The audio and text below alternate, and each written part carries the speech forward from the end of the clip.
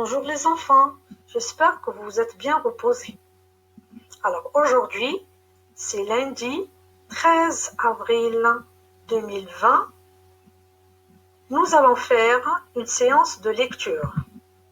Vous allez prendre votre manuel à la page 118 et 119. Attention les enfants, quand je dis lecture, qu'est-ce que je dois prendre avec? Bravo, le crayon. Très bien. Vous êtes prêts? Alors, qui peut me lire le titre en haut? Le grand titre en haut. Très bien. Des documents sur l'environnement. Bravo les enfants. Qu'est-ce qu'on voit sur le document? Un avion. Très bien. Deux personnes. Oui.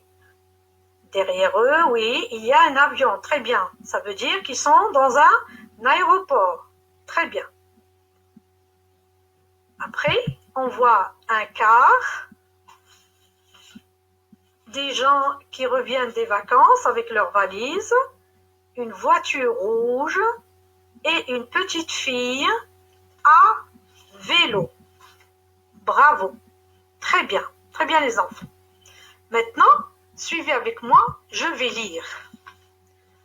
Comment voyager propre? Les avions émettent une quantité énorme de gaz carbonique. Si l'on voulait voyager plus propre, il faudrait passer ses vacances plus près de chez soi. Si tu dois voyager en avion, c'est mieux de prendre un vol direct parce que décoller et atterrir dépense beaucoup d'énergie.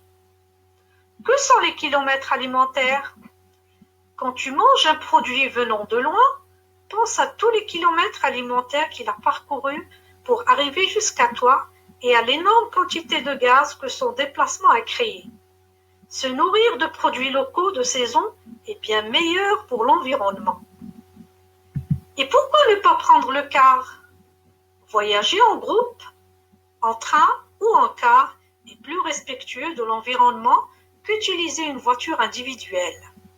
L'énergie dépensée par les transports collectifs est ainsi partagée par de nombreuses personnes et non pas seulement 2 ou 3. Très bien les enfants. Alors, avant de commencer, j'ai une question à vous poser. Quel moyen de déplacement utilisez-vous pour venir à l'école? La voiture, très bien.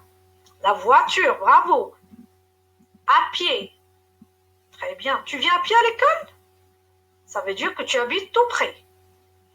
Très bien les enfants. Et pour partir en voyage, quels sont les moyens de transport que je peux utiliser? La voiture, oui. Le car, très bien. Train aussi. L'avion. Le bateau aussi, très bien. Les enfants, bravo. Bien. Alors, bon, regardez le premier paragraphe.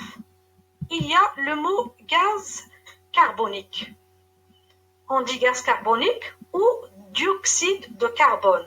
Sa formule chimique, c'est le CO2. C'est écrit, vous allez... Alors, il est invisible, il n'a pas de couleur et il n'a pas d'odeur aussi. Très bien. On a le mot émettre. Que veut dire le mot émettre? Produire. Bravo. Très bien les enfants, on passe aux questions de compréhension. Je comprends bien le texte. Regardez, vous allez prendre le crayon, vous allez cocher la question 1, 2 et 3. Allez, quel moyen de transport émet une quantité énorme de gaz carbonique? Très bien. Alors, le moyen de transport qui émet une quantité énorme de gaz carbonique, c'est l'avion. Très bien. Combien d'éléments différents vois-tu dans ce document?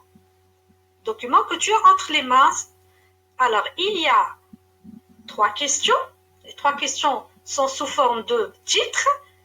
Et les réponses, c'est les paragraphes. Et il y a les illustrations. Bravo. Quels sont les moyens de déplacement les plus économes en énergie? Alors, les moyens de déplacement les plus économes en énergie sont le vélo, très bien, et la marche, Très bien les enfants, bravo. Alors, vous allez faire les exercices sur le cahier d'exercices, page 48. À bientôt les enfants.